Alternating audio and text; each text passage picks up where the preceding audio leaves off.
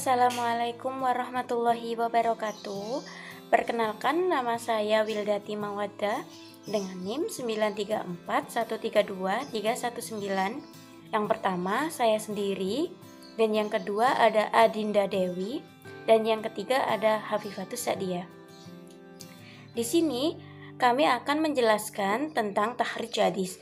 Yang pertama, pengertian dari takhrij hadis. Takhrij itu menurut lughat berasal dari kata khoroja yang berarti tampak atau jelas.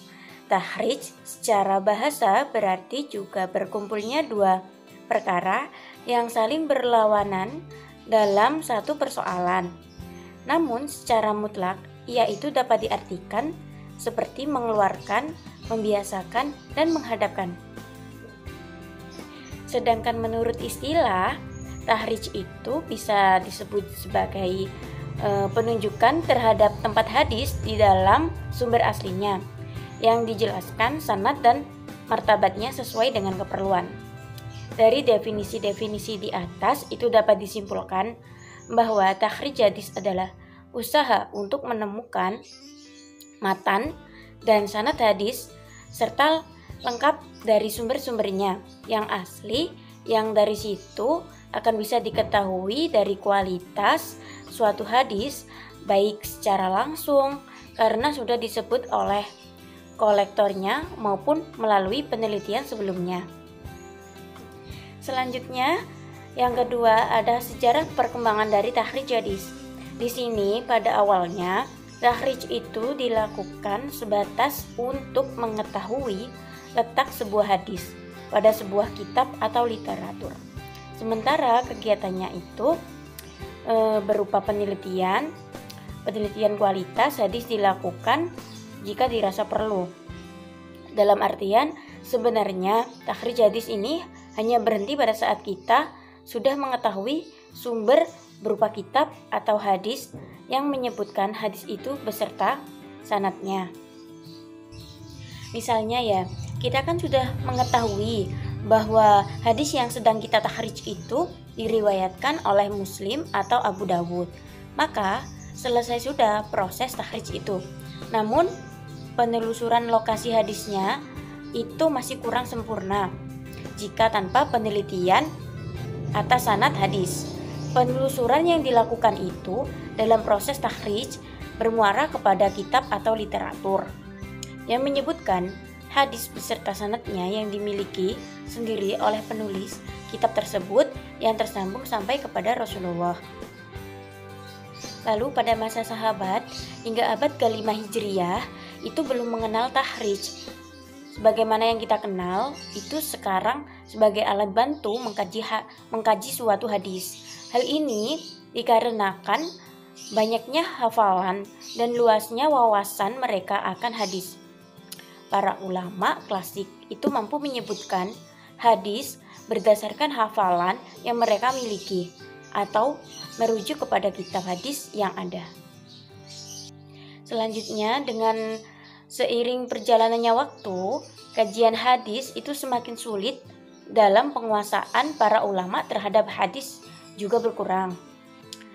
Di mana hal ini mengundang keprihatinan beberapa ulama untuk melakukan kajian lanjutan terhadap hadis-hadis itu.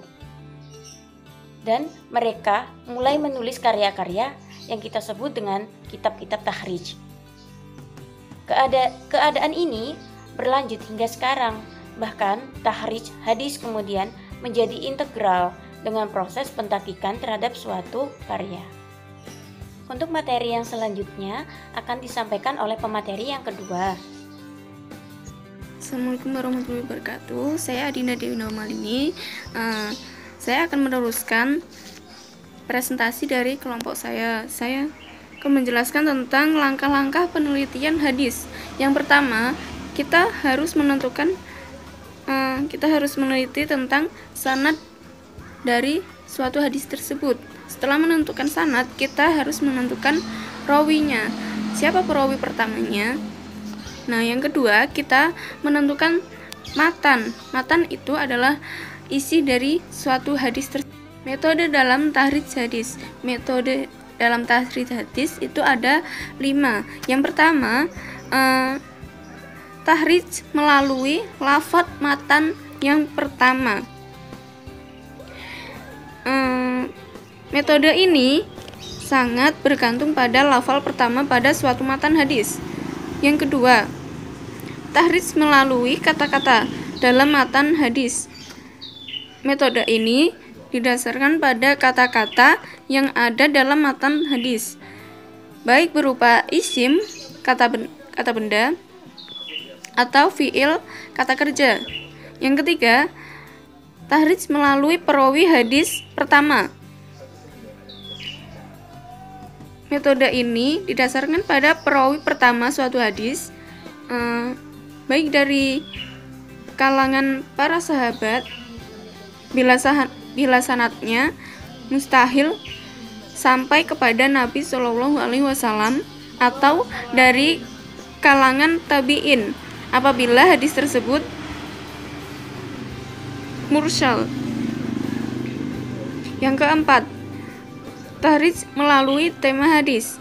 Itu kita harus menentukan apa tema dari suatu hadis itu tersebut, baru kita bisa mentahrij melalui temanya. Yang kelima, penghimpunan hadis berdasarkan statusnya. Karya ini sangat membantu dalam proses pencarian suatu hadis. Assalamualaikum warahmatullahi wabarakatuh. Saya Hafifatus Sadiah dengan NIM 934129719. Di sini saya akan meneruskan presentasi dari kelompok saya. Kitab-kitab yang digunakan dalam mentahrij. Di sini ada 6 kitab, yaitu 1. Hidayatul Bari ila Tartibi Ahadisil Bukhari. Kitab ini digunakan untuk mencari hadis-hadis yang ada dalam kitab Sahih Bukhari. 2. Mu'jam al-Fazi walasiyama al-Waribi minha bihr litartibi ahadisil Sahih Muslim. Kitab tersebut termasuk dari salah satu juz, yaitu juz ke-7. Juz ini juga merupakan kamus yang dalamnya ada juz 1-7. 3. Miftahus Sahihain. Kitab ini digunakan untuk mencari hadis-hadis yang diriwayatkan oleh Muslim Bukhari. 4. Al-Baghiyatu fi tartibi ahadisi al-Hilyah. Kitab ini memuat dan menerangkan hadis-hadis yang tercantum dalam kitab yang disusun Abu Nu'aim al-Asabuni yang berjudul Hilyatul Auliyai wa Babaqatul Asfiyai. 5. Al-Jami'us Shaghir. Kitab hadis tersebut memuat hadis-hadis yang terhimpun kutipan hadis yang disusun oleh Imam Sayyuti juga, yaitu kitab Jam'ul Jawani. 6. Al-Mu'jam al-Mufahras li Al-Fazil Hadis Nabawi. Kitab ini dimaksud untuk mencari hadis berdasar petunjuk lafal matan hadis. Tujuan dan manfaat mentahrij hadis. 1. Dapat mengetahui bahwa hadis tersebut termasuk dari golongan sahih, hasan atau dhaif. 2. Dapat mengetahui isi atau kandungan dari suatu hadis. Dapat membedakan bagaimana hadis itu sahih, hasan atau dhaif. 3. Membantu dalam memutuskan hadis tersebut boleh diamalkan atau tidak setelah mengetahui kandungan hadis. 4. Dapat mengkaji atau menilai suatu hadis secara mandiri, memberi kemudahan pada orang yang ingin belajar dan mengamalkan suatu hadis. 5. Memperkuat keyakinan bahwa hadis tersebut benar-benar bersumber dari Rasulullah Shallallahu Alaihi Wasallam. Contoh kitab yang telah ditahrij. 1. At-Taqliq karya Al-Hafidz Ahmad bin Hajar Al-Asqalani. 2. Al-Ujab fi Takhrij ma yaqulu fihi at-Tirmidzi karya Al-Hafidz Ahmad bin Ali bin Hajar Al-Asqalani.